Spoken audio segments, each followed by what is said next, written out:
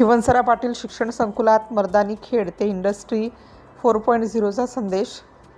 गणेशनगर थेरगाव येथील खिवणसरा पाटील शिक्षण संकुलात पहाटे भारत माता पूजन, ध्वजवंदन, राष्ट्रगीत, प्रभातफेरी झाली. अध्यक्षस्थानी सुनील चोरे हे होते. संत तुकाराम कारखान्याचे माजी संचालक बाळासाहेब विनोदे, सागर टोळे, दिव्या टोळे, पॉवर लिफ्टिंग वर्ल्ड चॅम्पियन किरण त्यागी, राधिका माखन, ॲडव्होकेट सतीश गोरडे, पडवळ, नितीन बारणे आदी मान्यवरांच्या हस्ते ध्वजवंदन झाले. मुख्याध्यापिका मंजुषा गोडसे, अश्विनी बाविस्कर यांनी प्रस्तावना केली. विद्यार्थ्यांनी समूहगीत, भाषणे, पोवाडा, शिवगर्जना, नृत्य व मानवी मनोरे सादर करून उपस्थितांची मने जिंकली. मर्दानी खेळांच्या प्रात्यक्षिकांमध्ये तलवारबाजी, लाठीकाठी, दांडपट्टा, पाशचक्रे ही विशेष आकर्षण ठरले. अध्यक्ष भाषणात सुनील चोरे यांनी विद्यार्थ्यांना इंडस्ट्री 4.0 संगणकीय व AI कौशल्य आत्मसात करण्याचा संदेश दिला. मान्यवरांनी संविधानाचे महत्त्व, देशभक्ती, आरोग्य व शिस्त यावर मार्गदर्शन केले. यावेळी शैक्षणिक, क्रीडा व विविध स्पर्धातील गुणवंत विद्यार्थ्यांचा सन्मान करण्यात आला व बक्षीस वितरण झाले. देणगीदारांनी शाळेसाठी आर्थिक मदत व शैक्षणिक साहित्य दिले. प्रज्ञा फुलपगार यांनी मेरा देश मेरा वतन व शिवाजी पोळ यांनी मेरे जान से प्यारे हे गीत गायले. प्रिया वडलिक यांनी स्वच्छतेची, तर सीमा आखाडे यांनी साक्षरतेची प्रतिज्ञा घेतली. अंजली सुमंत, योगेश्वरी महाजन, सुनीता घोडे, पल्लवी वाघ, स्वाती नांगरे यांनी सूत्रसंचालन केले. डॉक्टर प्रीती सलगर यांनी खाऊ वाटप केला. वंदे मातरमने समारोप झाला.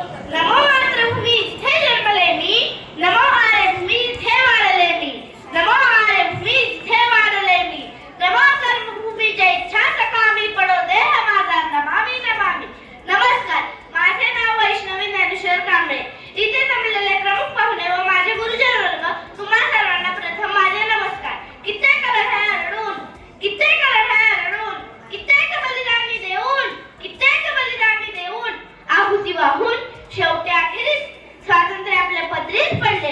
स्वातंत्र्य शब्दाचा अर्थ फक्त तीच व्यक्ती समजू शकेल जिने कधी पारतंत्र्य पाहिले असेल, जिने कधी पारतंत्र्य पाहिले असेल. स्वातंत्र्याचे मूल्य हे खूपच मोठे आहे. ते कधी शब्दात सांगता येणार नाही.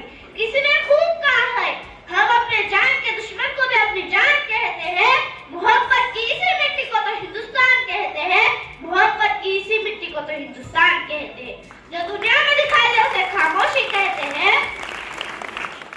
जो दुनिया में दिखाई दे उसे खामोशी कहते हैं. जो आंखों में दिखाई दे उसे तूफान कहते हैं. जो आंखों में दिखाई दे उसे तूफान कहते हैं. और ऐसा एक ही देश है जिसमें मेहमान को भी भगवान कहते हैं, मेहमान को भी भगवान कहते हैं. उसे हिंदुस्तान कहते हैं, उसे हिंदुस्तान कहते हैं. आपल्या भारत देशाला सोन्याची चिडिया या नावाने ओळखले जाते. का बरं? कारण आपल्या भारत देशासारखा कृषी प्रधान देश त्या काळी तरी नव्हताच. म्हणूनच इंग्रजांना भारताच्या बाहेर पावलं टाकायला खूप त्रास झाला असावा. 26 जानेवारी 1950 रोजी भारत स्वातंत्र्य झाला. किती छान ना. जरी भारत स्वातंत्र्य झाला तर इंग्रजांच्या त्रासापासून, जातीभेदापासून नाही, भ्रष्टाचारापासून नाही, तर ते कार्य अजूनही चालू आहे. डॉक्टर बाबासाहेब आंबेडकर, महात्मा गांधी यांच्यासारख्या अनेक नेत्यांनी खूप प्रयत्न केले स्वातंत्र्य भारताला सुराज्यात बदलण्यासाठी. पण खंत याची वाटते ते कार्य अजूनही पूर्णत्वास गेलेले नाही. पूर्वी ना इनामापेक्षा इमान हा शब्द भारतीयांसाठी खूप महत्वाचा होता. पण आता भ्रष्टाचाराशी मैत्री करून आपण इमानदारी विसरूनच गेलोय. या भारताच्या सूर्याला गुन्हेगारचं ग्रहण लागलंय. पूर्वी रुपया, पैसा माहित होता, आता काळा पैसा माहित आहे. किती बदल. 52 सेकंद उभं राहून राष्ट्रगीत म्हणलेलं कोणी राष्ट्रभक्त होत नाही. ना कधी 26 जानेवारी 15 ऑगस्टला वंदे मातरम म्हणलेले कोणी राष्ट्रप्रेमी होत नाही. राष्ट्रभक्त होतं ते राष्ट्र उभारण्याच्या भावनेने. एकदा आपल्या स्वतःला प्रश्न विचारा, ही भावना आपल्यात आहे? जरा मनातली देशभक्ती फुलवा. कारण जेव्हा